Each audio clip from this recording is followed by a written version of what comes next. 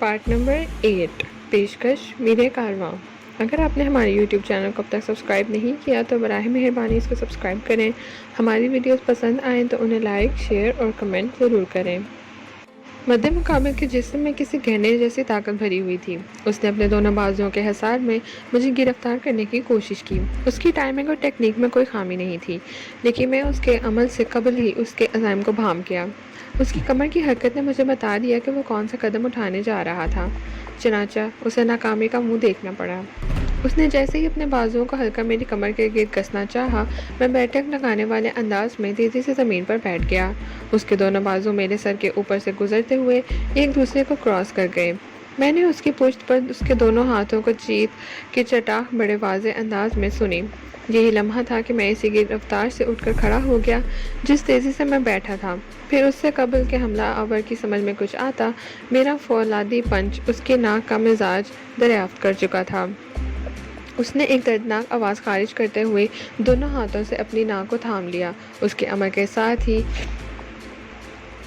मेरे लिए उसकी नापाक ज़ुबान से चंद नाकाबिले इरशाद गालियाँ भी बरामद हो गईं। मैं गाली का जवाब भी हाथ पाँव से देने का आदी हूँ। मैंने एक लंबा स्टेप लेकर साइड किक उसके पेट में बलाई हिस्से पर रसीद कर दी। मेरी इस किक के गुस्से की अच्छी खासी मकदार शामिल थी। फिर पाँव भी ऐन उसके डायफ्राम पर पड़ा था। वो तोप से निकले हुए किसी गोले की मानिंद पिछले जानिब उछला और पुश्त के बल सामने वाले कमरे के दरवाजे से जा टकराया। यह होटल का वही कमरा था जिसमें एक नौबेहता जोड़ा शब सफाफ मना रहा था। मालूम नहीं दरवाजे के कब्जे कम जोर थे या मैं ही तैश किक में कुछ ज़्यादा और ज़ोरदार किक लगा दी थी। टकराव के नतीजे में एक खौफनाक धमाका हुआ और वो शख्स सिंगल पीस डोर के साथ कमरे के अंदर पहुंच गया। दरवाजे के पट ने फ्रेम से जुदा होने में किसी सुस्ती का मुजाहरा नहीं किया। वो रात का आखिरी हिस्सा था। दूल्हा दुल्हन को शब मुराद के आखिरी पहर जिस हालत में होना चाहिए था उसके बयान की ज़रूरत नहीं। इनकी बौखलाई हुई तेज़ चीखें मेरी सामान से टकराई। कमरे के अंदर ज़ेर पावर बल्ब की रोशनी फैली हुई थी। बहता जोड़े ने चीखते चिल्लाते हुए खुद को समेटा। फिर उनकी नज़रें इस अफ्ताब की जानिब उठ सकीं जिनके समक तो धमाका हुआ था। उनकी आंखों में वहशत उतर आई। वो खौफज़दा अंदाज में टूटे हुए दरवाजे के पट के ऊपर एक शख्स को बेहिस्सो हरकत पड़ा देखने लगे। डायफ्राम इंसानी जिस्म का नहायत नाजुक हिस्सा होता है। इस पर लगने वाली ज़र्ब से मौत भी वाक़या हो सकती है। फ्रंटल बाजी पर पाए जाने वाले प्रेशर पॉइंट्स में से एक डायफ्राम भी है। प्रेशर पॉइंट्स मार्शल आर्ट में बहुत ज़्यादा अहमियत रखते हैं और इन पर अटैक को जानलेवा तस्वर किया जाता है। डायफ्राम के अलावा इसमें साख शख्स का जिंदा या मुर्दा होने के बारे में सोच ही रहा था कि साहिल बैग उठाए कमरे से बाहर निकल आई। मैंने उसका बाजू थामा और राहदारी में दौड़ लगा दी। मैं जल्द अज जल्द होटल की इमारत से बाहर निकल जाना चाहता था। वहाँ जिस किस्म के हालात पेश आ चुके थे इसके बाद मज़ीद क़याम बड़ी मौतनुमा मुसीबत को दावत देने के मुतरादिफ था। जीने के नज़दीक पहुंचकर मैंने बलाई मंजिल का रुख करना चाहा तो साहिल की घबराई हुई आवाज़ आई, वो ऊपर नहीं है। वो समझ गई कि मैं मीरबख्श की तरफ जा रहा हूँ। मीरबख्श का कमरा होटल के तीसरे फ्लोर पर था जबकि हम दोनों दूसरे फ्लोर पर ठहरे हुए थे। मैंने उलझन ज़्यादा नज़र से साहिल की तरफ देखते हुए पूछा, वो ऊपर नहीं है तो फिर कहाँ है? मुझे नहीं मालूम वो कहाँ है। वो जल्दी से बोली, उसका कमरा तो बिल्कुल खाली पड़ा है। मैंने खुद कमरे के अंदर जाकर देखा है। मैं मीरबख्श के कमरे से निकलकर तुम्हें बताने ही आ रही थी कि ये दोनों मुसीबतें गले पड़ गई। फिर उसने राहदारी में इस सिमत इशारा किया जिससे हम आए थे। हमारे कमरे के दरवाजे के सामने एक बावर्दी मुलाजिम बेहोश पड़ा था। मीरबख्श का अचानक गायब हो जाना तशवीश में मुब्तला कर देने वाली बात थी, मगर ये ऐसे लम्हात नहीं थे कि मैं उसकी तलाशी में ऊपर नीचे भागता फिरता। हम दोनों अगर खैरियत होटल से निकलने में कामयाब हो जाते तो मीरबख्श के लिए भी कुछ कर सकते थे। इसी ख्याल के तहत मैंने साहिब की कलाई को हौले से झटका दिया। तेज़ी से नीचे जाने वाले जीने पर कदम रखते हुए कहा, हरी अप, जल्दी, हमें पहली फुर्सत में होटल की इमारत से निकलना है। بیگ ابھی تک ساحل کے ہاتھ میں تھا، میں نے اس سے وہ بیگ لے لیا۔ اس طرح اسے میرے ساتھ قدم سے قدم چلنے میں آسانی ہو گئی۔ ہم تقریباً دوڑنے والے انداز میں زینے سے اتر رہے تھے۔ ساحل نے پریشانی کے عالم میں کہا، وجدان، میربخش کہاں جا سکتا ہے؟ ابھی یہ سب کچھ سوچنے کا وقت نہیں ہے، میں نے سرسری انداز میں کہا۔ وہ بولی، میں ڈر رہی ہوں کہیں اسے کوئی حادثہ نہ پیش آ گیا ہو، اور یہ بھی ممکن ہے وہ کوئی گڑبڑ محسوس کرتے ہی کہیں از خود ادھر ادھر ہو گیا ہو۔ میں نے کہا، میربخش ایک سمجھدار اور معاملہ فہم شخص ہے، پھر اس کے پاس ایک بھرا ہوا ریوالور بھی ہے، وہ آسانی سے کسی کے قابو میں آنے والا نہیں۔ وہ قدرے مطمئن ہوتے ہوئے بولی، ہاں یہ تو تم ٹھیک کہہ رہے ہو۔ ہم فرسٹ فلور سے نکل کر ہوٹل کے ریسٹورینٹ میں پہنچے ہی دیکھے نیچے 2-3 افراد کے دوڑتے ہوئے قدموں کی آواز سنائی دی۔ وہ لوگ استقبالیہ کاؤنٹر سے ڈائننگ ہال کی جانب آ رہے تھے۔ دوسرے فلور پر میں نے چند لمحے قبل جو مارا ماری کی تھی وہ نظر انداز کرنے کے قابل نہیں تھی۔ یقیناً ہوٹل کے عملے کے کچھ لوگ صورتحال جاننے کے لیے اوپر کا رخ کر رہے تھے۔ میں ہر قسم کے حالات سے نمٹنے کے لیے ذہنی طور پر تیار تھا۔ اس وقت 3 یا 30 افراد بھی میرے سامنے آ جاتے تو میں انہیں پھڑکا کر رکھ دیتا، لیکن میں اس ہوٹل میں خواہ کی ہنگامہ آرائی نہیں چاہتا تھا، اس لیے میں نے مڈ بھیڑ سے بچنے کی حتی المکان کوشش کی اور اس چکر ریسٹورینٹ کے داخلی دروازے کی اوٹ میں ہو گیا۔ ساحل بھی میرے ساتھ ہی کھینچی چلی آئی، اس کی کلائی میرے ہاتھ میں تھی، نہ ہوتی تو وہ ایسا ہی کرتی۔ اس وقت ریسٹورینٹ کے ڈائننگ ہال کی بتیاں گل تھیں، بس ایک آدھ بلب کی روشنی تھی۔ ہم دونوں ایک نیم تاریک گوشے میں خود کو چھپانے میں کامیاب رہے۔ پھر تھوڑی ہی دیر کے بعد افراد ہال میں داخل ہوئے، میں نے جن کے دوڑتے ہوئے قدموں کی آوازیں سنی تھیں، میں نے سانس روک کر ہال کے زینے پر نگاہ جما دی۔ وہ تعداد میں 3 تھے اور ان کا تعلق ہوٹل کے سیکیورٹی فورسز سے تھا۔ میں نے ان کی مخصوص یونیفارم سے انہیں پہچان لیا، وہ تینوں پوری طرح مسلح تھے۔ انہوں نے وہاں رکنے کی ضرورت محسوس نہیں کی اور تیزی سے اوپر جانے والے زینے کی جانب بڑھ گئے۔ وہ یقینی طور پر اوپر کے حالات کا جائزہ لینے گئے تھے۔ میں نے زینے سے نظر ہٹا کر ساحل کو دیکھا۔ Thanks lord Buddha. ساحل کے سینے سے اطمینان بھری سانس خارج ہوئی۔ شکر ہے، یہ مصیبت تو ٹلی۔ میں نے اس کی کلائی پر اپنی گریپ قدرے سخت کرتے ہوئے کہا، یہ مصیبت عارضی طور پر ٹلی ہے، بلکہ یوں سمجھ لو کہ یہ مصیبت کا پہلا حصہ تھا۔ جب تک ہم اس ہوٹل سے نہیں نکل کر محفوظ مقام پر پہنچ جاتے، یہ مصیبت ہمارے سر پر رہے گی۔ جس طرح ہم ساتھ ساتھ چل رہے ہیں، وہ مانی خیز انداز میں بولی، میرے ہاتھ کی گرفت میں جکڑی اپنی کلائی کی طرف دیکھ کر بولی، وجدان، کہیں تم مجھے بھی کوئی مصیبت تو نہیں سمجھتے؟ کیا کسی مصیبت کو اتنے اہتمام سے پکڑ کر رکھتے ہیں؟ میں نے اس کی کلائی پر اپنے ہاتھ کا دباؤ بڑھاتے ہوئے کہا۔ وہ جھیم گئی۔ میں اس وقت براہ راست اس کی آنکھوں میں دیکھ رہا تھا۔ نظر چراتے ہوئے سرسراتی آواز میں بولی، وجدان، میں زبردستی اور اپنی مرضی سے تمہارے ساتھ انڈیا سے پاکستان چلی آئی ہوں۔ رانی روپمتی اور دیگر افراد نے مجھے ہندوستان میں قیام کا مشورہ دیا تھا۔ تم نے بھی مجھے اپنے ساتھ پاکستان آنے کی کوئی بات نہیں کی تھی۔ یہ صرف اور صرف میری ضد تھی کہ میں تمہارے ساتھ چلوں گی، چاہے تم کہیں بھی جاؤ۔ اس حوالے سے میں کبھی کبھی سوچتی ہوں کہیں تم مجھے کوئی مصیبت نہ سمجھتے ہو۔ میں نے بدستور اس کی آنکھوں میں دیکھتے ہوئے کہا، میں نے اپنی پوری زندگی میں اتنی بھرپور اور حسین مصیبت پہلے کبھی نہیں دیکھی۔ اس نے کچھ کہنے کے لیے منہ کھولنا چاہا تو میں نے اس کی کلائی کو جھٹکا دیتے ہوئے کہا، اچھا موقع ہے، اس موقع سے فائدہ اٹھاتے ہوئے ہمیں ہوٹل سے باہر نکل جانا چاہیے۔ اوپر جانے والے سیکیورٹی گارڈز کو جب ہمارے کارنامے کا علم ہوگا تو وہ شکاری کتوں کی طرح ہماری بو سونگھتے ہوئے ٹپکیں گے۔ ہم دبے قدموں ریسٹورینٹ کے ڈائننگ ہال سے نیچے اتر آئے۔ میں نے زینے کے اختتام پر پہنچ کر استقبالیہ کی جانب محتاط نظر دوڑائی۔ وہاں استقبالیہ کلرک کے سوا اور کوئی مجھے نظر نہ آیا۔ جب ہم ہوٹل میں آئے تھے تو میں نے ہوٹل کی انٹرنس پر ایک مسلح سیکیورٹی گارڈ کو دیکھا تھا جو اس وقت نظر نہیں آ رہا تھا۔ ممکن ہے وہ بلائی منزل کی طرف جانے والے گارڈ میں شامل ہو۔ بہرحال اس گارڈ کی عدم موجودگی ہمارے حق میں مفید ثابت ہونے والی تھی۔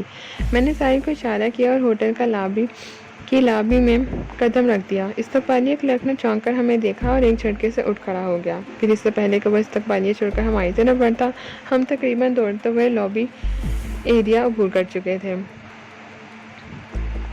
میں نے عقب میں ریسپشنسٹ کی للکارتی ہوئی آواز سنی، لیکن ہم نے اپنے قدم نہیں روکے اور ہوٹل کی عمارت سے باہر آ گئے۔ سامنے ہی مجھے ایک ٹویوٹا ہائی لیکس کھڑی نظر آئی۔ وہ کریم کلر گاڑی سٹارٹ تھی اور ایک بابردی شخص اس کی چھت پر سے سفری بیگ اتار رہا تھا۔ قریب ہی ہوٹل کے 2 مہمان بھی کھڑے نظر آ رہے تھے، ان میں ایک عورت اور دوسرا مرد تھا۔ ان کی شکل و شباہت نے مجھے پلک جھپکنے میں بتا دیا کہ ان کا تعلق فار ایسٹ کے کسی ملک سے تھا۔ ٹویوٹا ہائلیکس پر اس ہوٹل کا نام اور مخصوص مونوگرام بھی لگا ہوا تھا۔ میں فوراً سمجھ گیا کہ وہ گاڑی مہمانوں کو ایئرپورٹ سے ہوٹل لانے اور ہوٹل سے ایئرپورٹ تک چھوڑنے کے لیے استعمال ہوتی تھی۔ ان دو مہمانوں کا ہوٹل کی گاڑی میں یہاں پہنچنا یہ ظاہر کرتا تھا کہ انہوں نے پہلے سے بکنگ رکھی تھی۔ ہوٹل کا ملازم میں انہیں ایئرپورٹ سے یہاں لایا گیا تھا۔ میں گاڑی پر نظر پڑتے ہی فیصلہ کر چکا تھا کہ ان ہنگامی حالات میں اسے استعمال کروں گا۔ اس سے پہلے کہ وہ باوردی شخص استقبالیہ کلرک کی چیخ پکار کا مطلب سمجھ پاتا، اسے ہم پر توجہ دینے کا موقع ملتا، میں نے اچانک اس پر حملہ کر کے اسے بکھلاہٹ میں مبتلا کر دیا۔ اس کے ساتھ میں نے ساحل کو گاڑی میں بیٹھنے کا اشارہ کیا۔ ہائی ایس میں سے اترنے والے مہمانوں نے عورت کے حلق سے تو باقاعدہ ایک ڈری سہمی اور طویل چیخ بھی برآمد ہوئی تھی۔ میں نے وردی پوش شخص پر صرف 3 سیکنڈ ضائع کیے اور اس کی گردن پر پائی جانے والی ایک مخصوص ٹکس کی مزاج پرسی کرتے ہوئے اسے اتنا غفیل کر دیا کہ وہ 2 گھنٹے سے پہلے ہوش میں آنے والا نہیں تھا۔ اس کارروائی کے بعد میں نے گاڑی کی ڈرائیونگ سیٹ سنبھال لی۔ استقبالیہ کلرک نے خاصی عقلمندی کا ثبوت دیا اور دور کھڑا چلاتا رہا۔ اس نے میری انتہائی نزدیک آنے کی چندہ کوشش نہیں کی۔ شاید اس نے میرے تیور دیکھ کر اندازہ لگا لیا تھا کہ میں اس وقت مرنے مارنے کے فل موڈ میں ہوں۔ اپنی جان سب کو پیاری ہوتی ہے اور کلرک، چاہے وہ کسی بھی شعبے کا ہو، اپنی زندگی کو زیادہ ہی عزیز ہوتی ہے، کیونکہ اس کی ایک مفلس زندگی پر دوسری زندگیوں کا بوجھ بھی لدا ہوتا ہے۔ میں نے ایک لمحہ ضائع کیے بغیر بیدار انجن والی ٹویوٹا ہائی ایس کو اس کے موجودہ رخ پر ڈال دیا۔ تھوڑی ہی دیر میں مجھے اندازہ ہو گیا کہ میں شاہراہ عراق پر نکل آیا ہوں۔ یہ وہی سڑک تھی جس کو میرے لہو سے سرخ کرنے کی دھمکیاں زاہد حسین نے مجھے دی تھیں۔ اس نے مجھے صرف 10 منٹ کا وقت دیا تھا، 5 منٹ سوچ بچار کے لیے اور 5 منٹ ہوٹل سے نکل کر اس کے بندوں تک پہنچنے کے لیے۔ اس وقت میں سے 1 سیکنڈ بھی باقی نہیں بچا تھا۔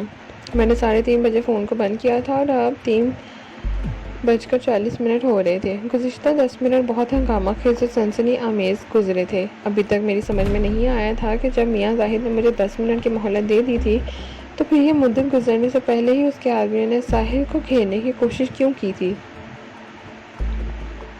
یہ ممکن نہیں تھا کہ میاں زاہد اس معاملے سے لا تعلق ہو۔ میں ذہن میں ایسے ہی سینکڑوں سوال لیے ڈرائیو کر رہا تھا کہ ایک عمارت پر مجھے پاکستان کا جھنڈا لہراتا نظر آیا۔ اسی عمارت کا پیشانی پر مجھے الیکشن ہاؤس کے الفاظ لکھے بھی دکھائی دیے تو میرے رگ و پے میں ایک سنسنی سی دوڑ گئی۔ میں غیر ارادی طور پر اسی جانب بڑھ رہا تھا جہاں میاں زاہد کے آدمی میرے انتظار میں سوزوکی ایف ایکس میں پولیس کی وردیاں پہنے بیٹھے تھے۔ مجھے پیدل چل کر ان تک پہنچنا تھا۔ میں نے میاں زاہد کو یہی راگ سنایا تھا۔ میں نے ہر نوعیت کی صورتحال سے 2 ہاتھ کرنے کا فیصلہ کر دیا۔ Toyota high x election house کے بعد ایف آئی اے کے تھانے کے پاس سے گزری۔ سامنے ہائی کورٹ کی عمارت تھی۔ میں نے شاہراہ عراق کے اختتام پر لیٹر باکس کے ساتھ ایک grey colour Suzuki F X کو کھڑے دیکھا۔ گاڑی کے اندر مجھے 2 پولیس والے بھی نظر آئے۔ ایک ڈرائیونگ سیٹ پر تھا جبکہ دوسرے نے پیسنجر سیٹ سنبھال رکھی تھی۔ سوزوکی ایف ایکس کچھ اس انداز میں کھڑی تھی کہ گاڑی کا عقبی حصہ شاہراہ عراق پر تھا۔ اس وقت میرے دل و دماغ میں چودھری نوازش علی اور اس کے کارندوں کے لیے غم و غصے اور نفرت کی شدید ترین لہر اٹھ رہی تھی۔ میں نے ٹویوٹا ہائی ایس سے ایک نپی تلی اچھوتی سی ٹکر سوزوکی ایف ایکس کی دم پر رسید کر دی۔ اس کارروائی میں اس بات کا خاص طور پر خیال رکھا تھا کہ وہ دونوں گاڑیوں کو کوئی ناقابل تلافی نقصان نہ پہنچ پائے۔ میں اپنے اس خیال کو عملی جامہ پہنانے میں کامیاب رہا۔ گاڑیوں کے معمولی ٹکراؤ نے ساحل کو چیخنے پر مجبور کر دیا۔ وہ جھنجھلائے ہوئے انداز میں بولی، کیا کر رہے ہو وجدان؟ ڈرائیونگ کر رہا ہوں، انہوں نے سنجیدگی سے کہا۔ آنکھیں تو کھلی رکھو۔ اس کے لہجے میں برہمی نہیں بلکہ سرزش تھی۔ تم نے پولیس کی گاڑی کو ہٹ کیا ہے، ہم پہلے ہی کم مصیبت میں مبتلا ہیں، اب یہ لوگ ہمارے پیچھے لگ جائیں گے۔ میں نے اپنی گاڑی کو بائیں جانب موڑ لیا۔ سوزوکی ایف ایکس بھی ٹکر کھانے سے پہلے اسی رخ پر کھڑی تھی۔ ہائی ایس کی تھپکی نے اسے لولا لنگڑا یو ٹرن لینے پر مجبور کر دیا، گویا وہ ہماری مخالف سمت میں رخ کیے کھڑی تھی۔ میں نے ساحل کی بات کے جواب میں کہا، میں نے آنکھیں کھول کر ہی پولیس والوں کو سلیوٹ مارا ہے۔ میں یہی چاہتا ہوں کہ وہ ہمارا تعاقب میں لگ جائیں۔ میری بات ختم ہونے تک ایف ایکس نے باقاعدہ یو ٹرن لے لیا۔ اب اس کا رخ ہماری جانب تھا۔ ان کے عزائم سے لگتا تھا کہ وہ میری خواہش ضرور پوری کریں گے۔ اس سے مجھے یہ سمجھنے میں دیر نہ لگی کہ وہ لوگ مجھے وزدان کی حیثیت سے پہچان گئے تھے، ورنہ وہ کبھی بھی اپنی جگہ چھوڑ کر ہمارے تعاقب میں نہ آتے۔ میاں زاہد نے انہیں ایک خاص مقصد کے لیے وہاں متعین کیا تھا۔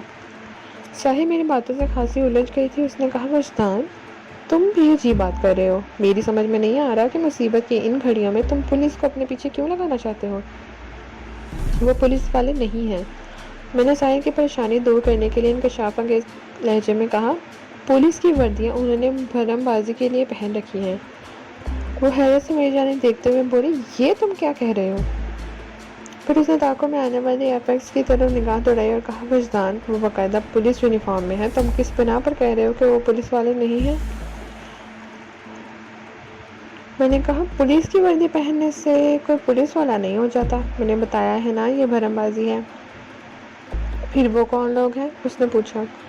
میرے پورے اعتماد انداز نے اسے سمجھا دیا تھا کہ اگر میں ان لوگوں کو پولیس والا نہیں سمجھ رہا تو اس کی کوئی ٹھوس وجہ ہوگی. میں کوئی بھی بات خواہ اور بے مقصد نہیں کرتا تھا. میں نے ڈرائیونگ پر توجہ مرکوز رکھتے ہوئے بتایا, وہ دونوں افراد میاں زاہد حسین کے اہلکار ہیں. انہوں نے پولیس اہلکاروں کا بھیس بھر رکھا ہے. تم نے انہیں کیسے شناخت کیا. ساحل کے سوالوں میں شک نہیں بلکہ تجسس تھا. میں نے ہوٹل کے کمرے میں جب ساحل کو میر بخش کی جانب روانہ کیا تھا تو اس کے بعد ہی میاں زاہد سے سوزوکی ایفیکس اور پولیس والوں کے پیروپ میں اس کے بندوں کے حوالے سے بات ہوئی تھی. ساحل اس گفتگو سے آگاہ نہیں تھی اور یہ ایسا موقع نہیں تھا کہ میں اسے تفصیل سنانے بیٹھ جاتا. اس لیے میں نے مختصر الفاظ میں کہا, تمہارے سوال کا جواب میں بعد میں دوں گا, پہلے ذرا ان حرام زادوں سے نمٹ لوں. ساحل نے خاموشی اختیار کر لی اور گردن موڑ کر اگلی جانب دیکھنے لگی. ایفیکس والے اب باقاعدہ ہمارے تعاقب میں لگ گئے تھے. وہ دونوں گاڑیوں کے درمیانی فاصلے کو بتدریج کم ہو رہے تھے. پھر یہ فاصلہ نہ ہونے کے برابر رہ گیا. میں نے سڑک کے اختتام پر پہنچ کر ہائی ایس کو دائیں جانب موڑ لیا. ایفیکس نے ہائی ایس کی تقلید کی. ڈرائیونگ سیٹ پر بیٹھا ہوا نقلی پولیس والا کانسٹیبل کے بحروپ میں تھا, جبکہ پیسنجر سیٹ پر براجمان زاہد کے آدمی نے اے ایس آئی کا سوانگ بھر رکھا تھا. میں کسی ویران مقام کی تلاش میں تھا جہاں سوزوکی ایفیکس والوں سے شاندار ملاقات کی جا سکتی. میاں زاہد حسین کو یہ بتانا بہت ضروری تھا کہ اس کا پالا کس شخص سے پڑا تھا. محبت, جنگ اور دشمنی میں سب کچھ جائز سمجھا جاتا ہے. میرے اور چودھری نواز شریف کے درمیان دشمنی خاصی میچیور ہو گئی تھی. اس نے مجھے شکار کرنے کے لیے اپنے ایک سے ایک مہر آگے بڑھائے تھے جنہیں میں پیٹتا آیا تھا. زندگی اور موت کی اس شطرنج میں دونوں جانب اب بہت کم مہرے بچے تھے. گویا کھیل فائنل راؤنڈ میں چل رہا تھا. ایفیکس والوں نے میری مشکل آسان کر دی, یا یوں کہنے کہ انہوں نے میری خواہش پوری کر دی. سرور شہید روڈ جیسے ہی آرٹس کونسل والے چوراہے پر ختم ہوا, ایفیکس نے ہائی ایس کو اوورٹیک کر لیا. اب دونوں گاڑیاں ایم آر کیانی روڈ پر آگے پیچھے دوڑ رہی تھیں. پگوڑا طرز تعمیر کی عکاسی عمارت شاہین کمپلیکس سے تھوڑا پہلے ایفیکس والوں نے ہمیں روکنے کی کوشش کی. اس کوشش میں نے ان کا بھرپور ساتھ دیا کیونکہ میرے مطلب کا مقام تھا. رات کے لگ بھگ 4 بجے اس مقام پر گہرے سناٹے کا راج تھا. اسٹریٹ لائٹس کی روشنی بھی ناکافی تھی, لیکن لہٰذا میرے کام کے لیے راہ ہموار تھی. بریکس کی تیز سے چراہٹ کے ساتھ دونوں گاڑیاں آگے پیچھے ایک ساتھ رکیں. ایفیکس کی پیسنجر سیٹ پر بیٹھا ہوا شخص ایک جھٹکے سے دروازہ کھول کر باہر آ گیا. اس کے ہاتھ میں مجھے ایک پستول واضح طور پر نظر آ رہا تھا. ڈرائیونگ سیٹ والے نے بھی نقلی ایس آئی کی تقلید کی. پھر وہ دونوں تیزی سے چلتے ہوئے ہماری گاڑی کے نزدیک آ گئے. میں اور ساحل ابھی تک ہائی ایس کے اندر ہی بیٹھے ہوئے تھے. میں نے سرگوشیانہ انداز میں ساحل کو سمجھا دیا تھا کہ اسے عملی طور پر کچھ نہیں کرنا, صرف میرے اشاروں پر ناچنا ہے. اور پہلا اشارہ یہ ہے کہ جب تک میں اسے نہ کہوں وہ ہائی ایس سے پیسنجر سیٹ کو نہیں چھوڑے گی. ساحل نے سمجھداری سے اس بات میں سر ہلایا. پستول براتا نقلی اے ایس آئی میری سائیڈ میں آ گیا, جبکہ کانسٹیبل کے بحروپ والا ساحل کی طرف چلا گیا. میں نے گاڑی رکتے ہی ساحل کی جانب والا دروازہ اندر سے لاک کر دیا تھا. دروازے کا شیشہ پہلے ہی چڑھا ہوا تھا, البتہ میری سائیڈ والے دروازے کا شیشہ گرا ہوا تھا. اے ایس آئی نظر آنے والا پستہ قامت موٹا شخص مجھ پر پستول تانے ہوئے گرایا. ڈائری کہاں ہے؟ کون سی ڈائری؟ میں نے جواباً سوال کر دیا. وہ خوخار لہجے میں بولا, ہمارے پاس فضول بحث کے لیے وقت نہیں ہے. تم اچھی طرح جانتے ہو میں کس ڈائری کی بات کر رہا ہوں. وہ ڈائری میرے حوالے کر دو ورنہ. اس نے دانستہ جملہ ادھورا چھوڑ دیا. میں سمجھ گیا کہ میاں زاہد کی جانب سے اسے یہ اختیار حاصل نہیں کہ وہ ہماری جان لے, ورنہ وہ اس موقع پر اس وقت ضائع نہ کرتا اور پہلی فرصت میں ہمیں شوٹ کر ڈالتا. میں نے اس سے پوچھا کہ میں تمہیں وہ ڈائری نہ دوں تو تم کیا کرو گے؟ میں تمہاری ماں. وہ اپنا جملہ مکمل نہ کر سکا. اس نے میرے سوال کے جواب میں میری ماں کو کوئی غلیظ گالی دینے کا ارادہ کیا تھا. میں اپنی ماں کے خلاف اس کی ناپاک زبان سے کوئی ایسی ویسی بات کیسے سن سکتا تھا؟ وہ ماں جس کا دودھ لہو بن کر میری رگوں میں دوڑ رہا تھا اور جس کو میں نے اپنی ننھی بصارت کے ذریعے خاک و خون میں لوٹنے دیا تھا۔ میں پہلے ہی کسی ہنگامی کارروائی کے لیے تیار بیٹھا تھا۔ ایک جھٹکے سے میں نے ہائی ایس کا دروازہ کھولا اور اس کو گاڑی سے باہر آ گیا۔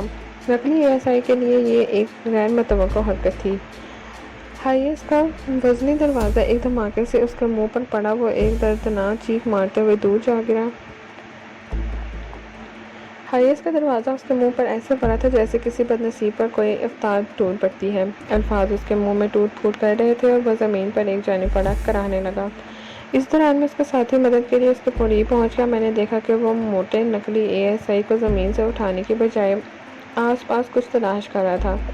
ایک لمحے میں میرا ذہن اس کی تلاشی کے تہہ میں پہنچ گیا۔ وہ اپنے ساتھی کے پستول کو ڈھونڈ رہا تھا جو دروازے سے تصادم کے باعث موٹے کے ہاتھ سے نکل کر کہیں ادھر ادھر گر گیا۔ میاں زاہد حسین کے ان دو گرگوں سے اٹکیلیاں کرنے کا وقت تھا اور نہ ہی موقع، اس لیے میں ان کے سر پر پہنچا۔ اس دوران میں فربہ شخص کمر پر ہاتھ رکھ کر زمین سے اٹھ چکا تھا۔ اس نے مجھے اپنے انتہائی قریب پایا تو گھونسا تانتے ہوئے مجھ پر حملہ آور ہوا۔ وہ اگرچہ اچھا خاصا موٹا تھا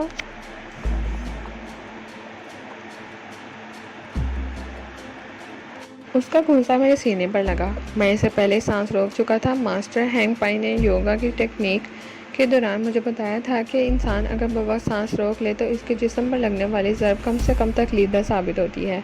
جیسے ہی موٹے کے گھونسے نے میرے سینے کو چھوا، میں نے دائیں ہاتھ کی گرفت میں اس کے گھونسنے والی کلائی کو جکڑ لیا، پھر اسے کلاک وائز مڑاوا دے کر اپنی بائیں کوہنی اس کی کوہنی پر رسید کر دی۔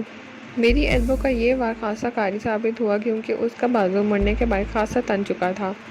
اس ضرب کے دوپہر مد مقابل کی کوہنی نے کڑاکے کی آواز پیدا کی۔ اس کے ساتھ ہی موٹے نقلی اے ایس آئی کے حلق سے بلبلاہٹ خارج ہوئی۔ اس کا دایاں بازو کوہنی کے مقام پر سے بیکار ہو چکا تھا۔ میں نے اسی پر بس نہیں کی بلکہ موٹے کے جھکے ہوئے چہرے پر ایک زوردار ٹھڈا بھی رسید کر دیا۔ اس کے ساتھ ہی میں نے اس کی کلائی اپنے ہاتھ کی گرفت سے آزاد کر دی۔ وہ لڑکھڑاتے ہوئے قدموں سے دور جا گرا۔ اسی وقت مجھے اپنے عقب میں کسی کی موجودگی کا احساس ہوا۔ وہ موٹے کا ساتھی تھا جس نے مجھے اپنے بازوؤں کے شکنجے میں کسنے کی کوشش کی تھی۔ وہ اپنی اس کوشش میں خاصی حد تک کامیاب رہا۔ اس کی گرفت میں مجھے ایک نیا تجربہ ہوا۔ وہ جتنا دھان پان اور کمزور دکھائی دیتا تھا ایسا تھا نہیں۔ اس کے سوکھے سڑے بازوؤں میں بجلی بھری تھی اور وہ دائیں بائیں جھٹکے دیتے ہوئے مجھے زمین پر گرانے کی کوشش کر رہا تھا۔ جب طاقت اور تکنیک آمنے سامنے ہوں تو جیت ہمیشہ تکنیک کی ہوتی ہے۔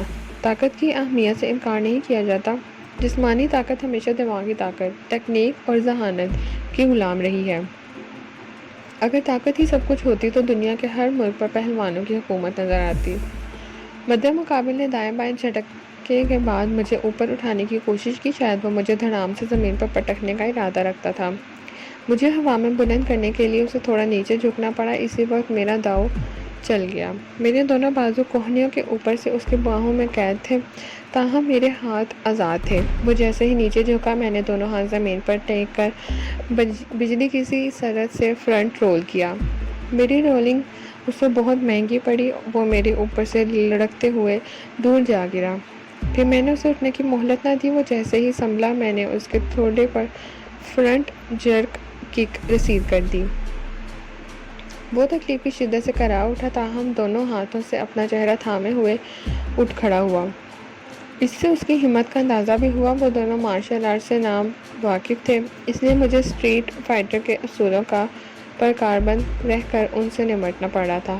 وہ جیسے ہی سیدھا ہوا، میں نے اس کے پیٹ میں گھٹنا دے مارا۔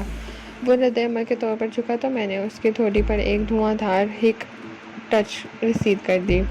وہ کسی ذبح ہوتے ہوئے بکرے کی مانند لڑکھڑانے لگا، پھر اس کی ہمت جواب دے گئی اور وہ مغزلات پر اتر گیا۔ میں اسے نظر انداز کرتے ہوئے موٹے نقلی اے ایس آئی کی جانب متوجہ ہو گیا۔ میرا یہ عمل بروقت تھا۔ وہ خبیث اپنے مجروح بازو کے ساتھ وہاں سے فرار ہونے کی کوشش کر رہا تھا۔ میں نے لمبی چست بھر کر اسے سوزوکی عقب سے قریب جا لیا، پھر اس کے منہ پر ایک چانٹا رسید کرتے ہوئے بھپرے ہوئے لہجے میں کہا، کیا تمہارے میاں زاہد نے تم جیسے ہی جمع کر رکھے ہیں؟ وہ دھمکیاں میرے لہجے میں بولا، تم ٹھیک نہیں کر رہے ہو وجدان، اور وہ تمہارا والد ثانی میاں زاہد سب ٹھیک کر رہا ہے؟ میں نے گراتے ہوئے دریافت کیا۔ وہ نے حیف سی آواز میں بولا، تم سخت نقصان اٹھاؤ گے۔ اچھا؟ میں نے اسے گریبان سے پکڑ کر جھٹکا دیا۔ اگر میں نقصان اٹھاؤں گا تو پھر تم یہاں سے بخیریت کیوں جاؤ گے؟ اپنی بات ختم کرتے ہی میں نے ایک موٹس کو ٹھوکروں پر رکھ دیا۔ میرے ہاتھ پاؤں کسی تیز رفتار مشین کے مانند مصروف کار ہو گئے۔ وہ قدم قدم پیچھے ہٹتے ہوئے بری طرح پٹ رہا تھا۔ میرے طوفانی مکوں نے اس کی ناک اور منہ سے خون چھڑا دیا۔ اس کا چہرہ بھیانک منظر پیش کرنے لگا۔ میں پیٹنے اور پٹتے ہوئے شخص کے قریب پہنچ گئے۔ تھوڑی دیر پہلے میں نے جس کی چیخاسی دلگت بنائی تھی، پھر یہ دیکھ کر میں چونک اٹھا کہ اس دبلے پتلے شخص کے ہاتھ میں ایک پستول موجود تھا۔ یہ وہی پستول تھا جو نقلی ASI کے ہاتھ سے چھوٹ کر کہیں ادھر ادھر ہو گیا تھا۔ موٹے کے ساتھی نے اسے پہلے بھی تلاش کرنے کی کوشش کی تھی۔ ایک مرتبہ ناکامیاب رہنے کے بعد اس نے اپنا مقصد حاصل کر لیا۔ وہ پستول کا رخ میری جانب کرتے ہوئے شکستہ لہجے میں بولا، اگر تم نے ایک قدم بھی آگے بڑھایا تو میں تمہیں شوٹ کر دوں گا۔ اس کی دھمکی میں دم تھا اور نہ ہی آواز میں کوئی خم تھا۔ وہ ہارے ہوئے جواری کی آواز میں بول رہا تھا۔ پستول والے ہاتھ میں لرزش دیکھ چکا تھا، اس لیے میں نے ہتھیار کو اپنی نگاہ میں رکھتے ہوئے مزیکا کے انداز میں کہا، تم مجھے شوٹ کرو گے اس کپکپاتے ہاتھ کے ساتھ؟ اس نے پستول اپنی گرفت مضبوط کرنے کی کوشش کی تو لرزتے ہوئے میں اضافہ ہو گیا۔ وہ بکھری آواز میں بولا، تم میاں جی کو نہیں جانتے، وہ تمہاری کھال نچوڑ لیں گے۔ میں نے کہا، تمہارے میاں جی نے اپنے تعارف کے لیے 2 زنخوں کو پولیس والوں کے بھیس میں میرے پاس بھیجا ہے۔ اس سے میں چودھری نمازی علی کے طلبے چاٹنے والے میاں زاہد حسین کو بہت دور تک جان گیا ہوں۔ وہ میری کھال کیا نچوائے گا؟ تم دونوں کسی نائی کے پاس جا کر اپنی مونچھیں نچوا ڈالو۔ راستے میں کوئی بنجارن مل جائے تو 2 درجن چوڑیاں بھی چڑھوا لو تاکہ میرے دیے ہوئے ٹائٹل پر پورے اتر سکو۔ وہ میری باتیں سن کر تلملا اٹھا۔ میں نے محسوس کیا کہ وہ پستول کا استعمال کرنے کا فیصلہ کر چکا ہے۔ اس وقت موٹا نقلی ASI ہم دونوں کے درمیان تھا۔ پستول بردر کے عزائم بھانپتے ہوئے میں نے موٹے کی چربیلی توند پر ایک مکان کی جڑ کے ساتھ فرنٹ کک جڑ دی۔ یہ ٹھوکر کسی ڈائی مشین کے وزنی ہتھوڑے سے کم نہیں تھی۔ میری اس غیر متوقع حرکت سے پستول والے نے بے اختیار گولی چلا دی۔ فضا میں فائر کی آواز بلند ہوئی اور موٹا نقلی ASI مردہ چھپکلی کے مانند پٹ سے زمین پر گرا۔ گولی اس کی کھوپڑی کے آر پار ہو گئی تھی۔ میں نے پستول بردر کو دوسرا فائر کرنے کا موقع نہ دیا کیونکہ اگلی گولی کا نشانہ میں ہی ہوتا۔ میں نے پستول والا ہاتھ سیدھا ہونے سے پہلے ہی ایک طویل سٹیپ لے کر سائیڈ کک مد مقابل کے سینے پر رسید کر دی۔